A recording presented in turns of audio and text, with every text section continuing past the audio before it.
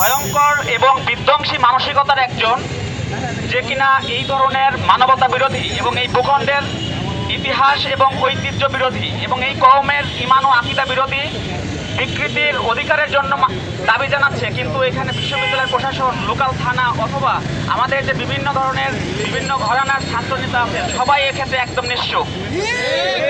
মনে হচ্ছে যে কিছুই মনে হয় ঘটছে না, অথবা তারা কোনো কিছু দেখতে পাচ্ছে না, অথবা এই বিষয়গুলো এই আমাদের এই ভূখণ্ডের এই কওমের মানুষের যে আকীদা বিশ্বাস এবং তাদের যে ইতিহাস ঐতিহ্য, এই বিষয়গুলোর কোনো দামই তাদের কাছে নাই।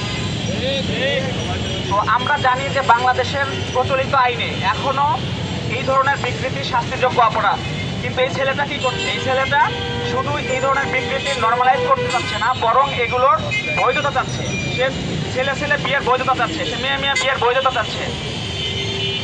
তো এইখানে তাও আবার কোথায়? তাও আবার ঢাকা বিশ্ববিদ্যালয়ের শহীদ মিনার এবং রাজু ভাস্কর্যের মতো হাইলি ভিজুয়াল প্লেসে।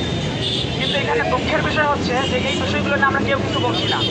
আজকে তারা এরকম বিকৃতির পক্ষে তারা দাবি জানাচ্ছে, কিন্তু আগামীকাল আমরা যদি চুপ থাকি, আগামীকাল হয়তো এসে আরও ভয়ানক বিকৃতির দাবি নিয়ে তারা সামনে আসবে। হয়তো তখন আমাদের সেই বিষয়গুলোকে মুখোমুখি হতে পারে। আজকে যদি এখনই আমরা এই বিষয়গুলোকে থামিয়ে না দেই, এর জন্য প্রপার কোনো ব্যবস্থা না নিই, তাহলে আরও ভয়াবহ পরিস্থিতির জন্য আমাদের প্রস্তুত থাকতে হবে। রাজু ভাস্কর্যের মতো গুরুত্বপূর্ণ একটা স্থানে এসে সমকামী আন্দোলনের পক্ষে কথা বলছে, যেটা সমকামিতা আইন বাস্তবায়নের জন্য, তার অধিকারের জন্য কথা বলছে। ঠিক একই সাথে সে থানায় বোমা হামলার মতো কথা বলছে। ঠিক একই সাথে সে দেশের স্বনামধন্য দুজন বিশ্ববিদ্যালয় শিক্ষককে হত্যার হুমকি দিচ্ছে। আপনারা মনে রাখবেন, আমাদের দেশের প্রশাসন, ঢাকা বিশ্ববিদ্যালয়ের প্রশাসন এবং থানার প্রশাসনিক যে কর্মকর্তা এবং পুলিশ ভাইরা আছেন, তাদের কাছে এটা অবশ্যই ন্যাক্কারজনক একটি ঘটনা।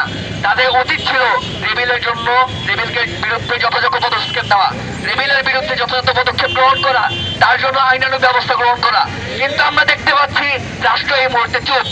রাষ্ট্রের সামনে প্রকাশ্যে একজন মানুষকে হত্যার হুমকি দেওয়া হচ্ছে, প্রকাশ্যে এসে সে সমকামী আন্দোলনের কথা বলছে, অথচ এই সমকামিতার আইন বাংলাদেশে আইনগতভাবে নিষিদ্ধ। বাংলাদেশের সংবিধানের ৩৭৭ ধারার আর্টিকেলে বর্ণিত আছে সমকামী আইনকে, এটাকে নিষিদ্ধ করা হয়েছে। অথচ সে আইনের বিরুদ্ধে গিয়ে মানুষের বিকৃত যৌনাচারের পক্ষে সে কথা বলছে, সে এটার জন্য অবরোধ অনশন দাবি করছে। কিন্তু আমরা দেখতে পাচ্ছি আমাদের দলীয় ছাত্র নেতারা, বিশ্ববিদ্যালয় প্রশাসন এর বিরুদ্ধে কোনো প্রকার পদক্ষেপ কিংবা কোনো প্রকার ব্যবস্থা গ্রহণ করেনি।